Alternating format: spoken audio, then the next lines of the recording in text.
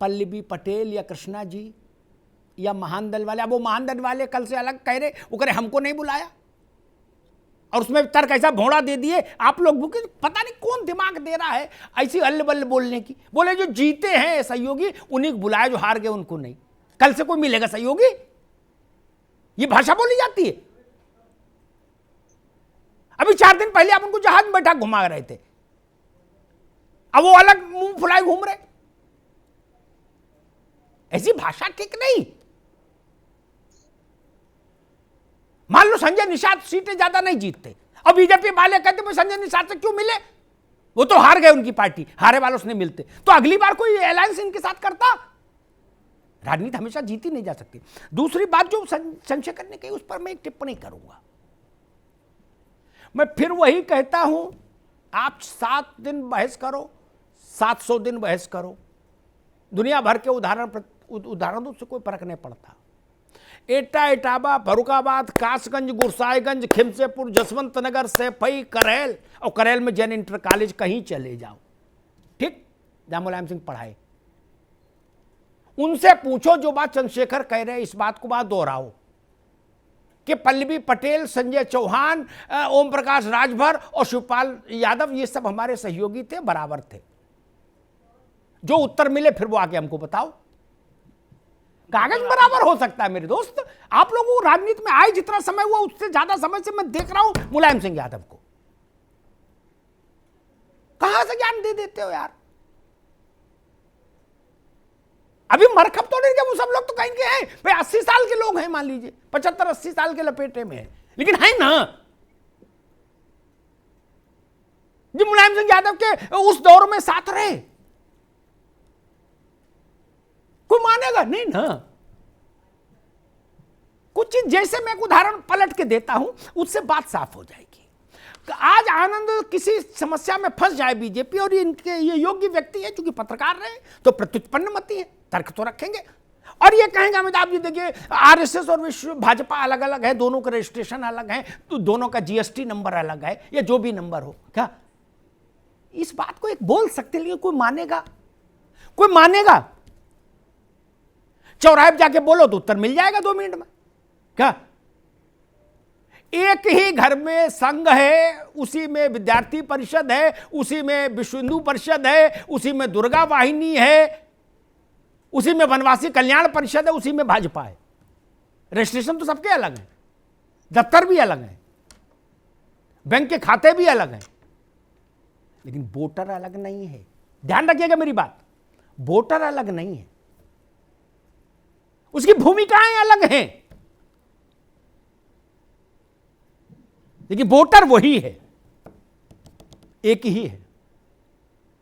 क्या बीजेपी इससे इनकार कर सकती है? नहीं। राजनीति तो समाजशास्त्र है, कैसे इनकार कर देंगे आप?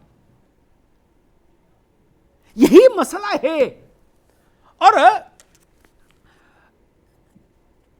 एक चीज हमेशा ध्यान रखिए, पता नहीं ये मेरा हंच कहता है, समाजवादी पार्टी का वोट बढ़ा है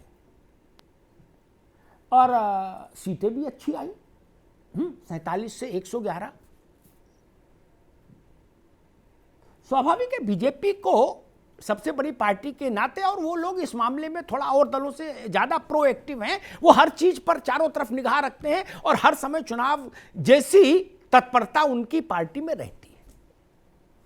स्वाभाविक वो चाहे नहीं चाहेंगे कि सपा में जो इतना भी उछाल आया है ये सस्टेन करे, तो और समाजवादी पार्टी ने वो अवसर खुद दे दिया। दुनिया की कहानी से बेहतर, मान लीजिए शिवपाल यादव जब ये कहेंगे कि हमको दुनिया भर के विधायक सब बारे छोटे बड़े सब विधायकों को टेलीफोन गया और मैं 2 दिन वहीं रहा लखनऊ, मुझे टेलीफोन नहीं आया, तो करेल का आदमी क्या कहेगा? मैं उसके लड़के की बात नहीं कर रहा, जो दुकान पर चाचा बैठे हैं जो मुलायम सिंह के साथ साइकिल पर घूमे, वो क्या कहेंगे कि ना भैया टेलीफोन तो करना चाहिए शिवपाल को, कहेंगे ना। बीजेपी उसी को भुना लेगी। अपर्णा यादव और शिवपाल यादव में अंतर है, बीजेपी भी इस बात को जानती है। उस वक्त चूंकि शिवपाल यादव तैयार नहीं थे, नहीं तो ये ग्रांड गाला अपर्णा का नहीं शिवपाल यादव के लिए होता। उस वक्त वो संभावनाओं को देख रहे थे शिवपाल जी कि शायद कुछ मामला सेट हो जाएगा, कोई बात बन जाएगी, परिवार में भी रह लेंगे, पार्टी में भी रह लेंगे। नहीं तो मेरी जानकारी है बीजेपी ओके थी कि ठीक है आइए, देश भर से कहीं से भी राज्यसभा में भेज देंगे, क्या दिक्कत है, एडजस्ट करना है तो कोई भी ओहदा दे देंगे, आपको सेट कर दें, आपके पुत्र को सेट कर दें, सब मित्रों को, अनुयायियों को, सबको कुछ ना कुछ दे देंगे भाई, क्या कितनी दिक्कत है। इसीलिए मैं हमेशा कहता हूं पार्टियों को अपने कोर वोटर के संवेदनाओं को हमेशा ध्यान रखना चाहिए। आप व्यक्तियों से नाराज हो सकते हैं, ये कोर वोटर कहां खड़ा है ये जरूर ध्यान रखिए। नरेंद्र मोदी की राजनीति की जब आगे चल के कभी उस पर समीक्षा होगी, इतिहास समीक्षा करेगा तो उसमें इस बात का उल्लेख होगा। नरेंद्र मोदी जानते हैं कि उनके कोर वोटर को कौन से प्रतीक लुभाते हैं और वो एक निर्धारित अंतराल के बाद उन प्रतीकों को सार्वजनिक तौर पर अंगीकार करते चलते हैं। दीपक जी मेरी बात आप समझ रहे हैं ना, इसलिए वो और ज्यादा सफल है। वो जानते हैं कि अब बाबा विश्वनाथ के दरबार मुझे जाना चाहिए, वो जानते हैं अब वहां पशुपतिनाथ के मंदिर जाना चाहिए, वो जानते हैं कि अब वाल्मीकि समाज की महिला के पांव धोने हैं, हमारा काडर कहां खड़ा है, उसका मन कैसे मुग्ध होगा। जब वो गंगा की आरती करते हुए नरेंद्र मोदी को देखता है एक दूसरे गणवेश में और लपट उठ रही है उसकी आसमान तक, तो मैंने महसूस किया आदमी भावुक हो जाता है, रोने लगता है। वो जानते हैं कि हमारा कैडर, हमारा वोटर, हमारा शुभचिंतक क्या चाहता है मुझसे। और जो लोग इस बात की अवहेलना करते हैं, कांग्रेस क्यों खत्म हो गई चंद्रशेखर जी, छोटी पार्टी नहीं थी, सारे विपक्ष तराजू में तुल जाओ तो कांग्रेस का एक कुर्ता उतार के रख दे तो बराबर नहीं होते आप लोग। क्या उतनी बड़ी पार्टी क्यों उसके मूंगफली बिक गई? वो यही नहीं समझ पाई उसका वोटर उससे क्या चाहता है। जब मन आया मंदिर चले गए, जनेऊ कोट के ऊपर डाल लिया, जब मन आया होली की शुभकामना भी नहीं दी। अब एटा में आदमी हमसे पूछ रहा भैया होली की कोई फोटो नहीं डाली इनने कबो का, जे लोग होली नहीं खेलत। अब बताओ इस बात का जवाब कौन देगा? कांग्रेस के बुद्धिमान लोगों को यह बात समझ में भी नहीं आएगी कि यह भी इशू है वोट में, घोषणा पत्र इशू नहीं है लेकिन फर्रुखाबाद में ये इशू है चंद्रशेखर।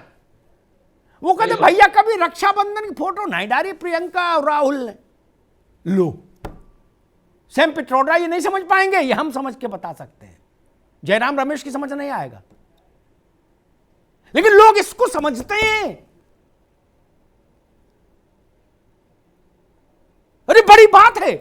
इसलिए मैं कहता हूं पल्लवी पटेल और शिवपाल यादव, ओम प्रकाश राजभर, शिवपाल यादव एक साथ इक्वेट नहीं हो सकते समाजवादी पार्टी के संदर्भ में।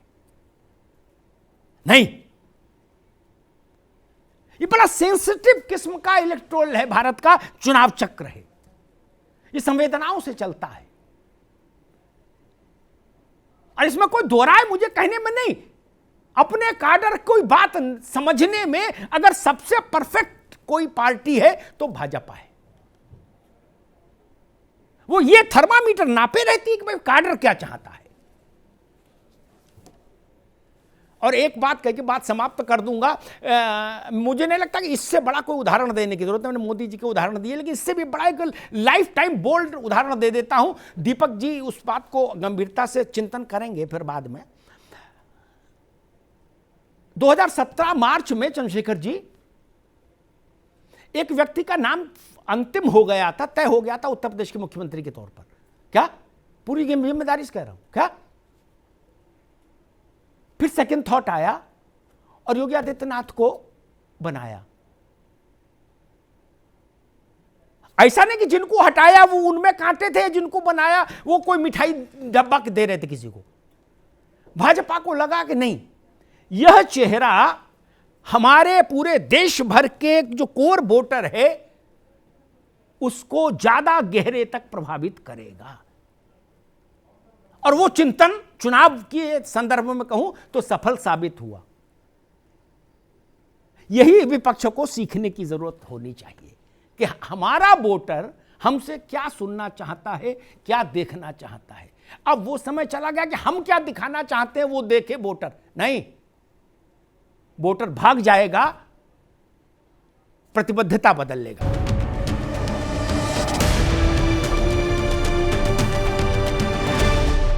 अब उत्तर चाहिए, ब्रॉट यू बाय केसरी मरहम एवं तैलम, वर्षों से दर्द पे सबसे ज्यादा असरदार, and Prayag PTMT bath fittings and accessories, quality बेमिसाल, लिख के ले लो।